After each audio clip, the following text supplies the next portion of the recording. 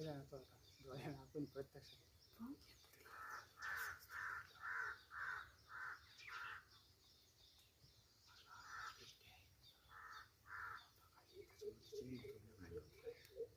लढायला होते पा खाली उतरले काय जनावर राहतं पाहिलं ना कळवा पडला तेव्हा बिबट्या हा त्याचा कलर पाहून ऐ चला ते कुणी इतकेच येईल जागा चांगली दोन्ही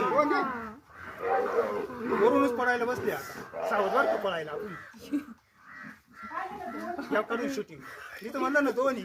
तुला म्हणलं ना दोन्ही ते पाहता पाय इकडे पप्पू पप्पू पप्पू पप्पू इकडे होती.